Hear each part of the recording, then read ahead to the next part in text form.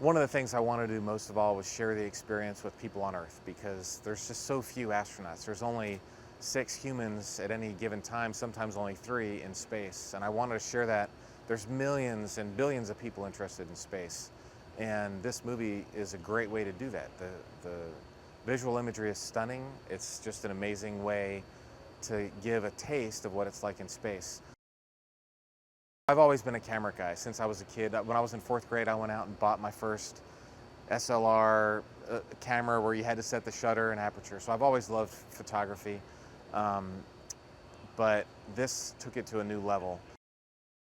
I would call James Niehaus from space at random times and go, all right, James, there's an aurora coming up. What aperture should I use? Or, hey, I'm doing this internal setting. Should I use, what ISO should I do for nighttime inside the station? And there's just all these technical details that I would randomly call him back on Earth to get and we'd have like 2 minutes before the satellite cut off our phone call. So there was no pleasantries. James, it's Terry. I need this setting right now. So that was a lot of fun.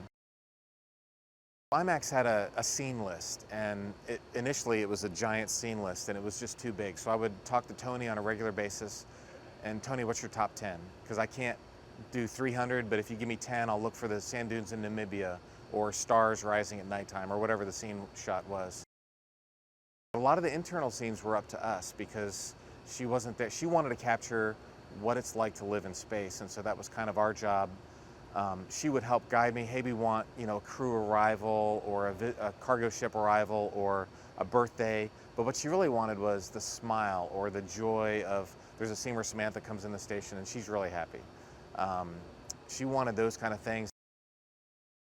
There was one time where I was watching the sunrise in the Japanese module, and it goes from black to this explosion of orange light all at once.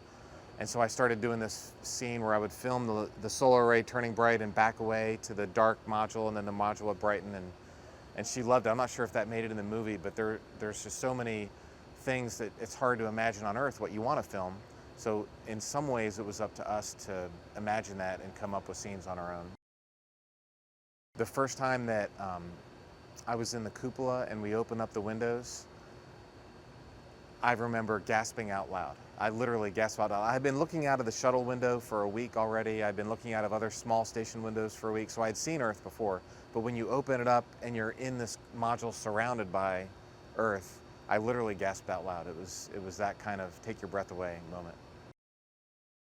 A lot of people ask astronauts, what's your favorite planet? And Jupiter is cool because it's so big, or Saturn because it has a ring, or Mars because maybe we can live there someday. And I think after spending 200 days on the station, Earth is my favorite planet for sure.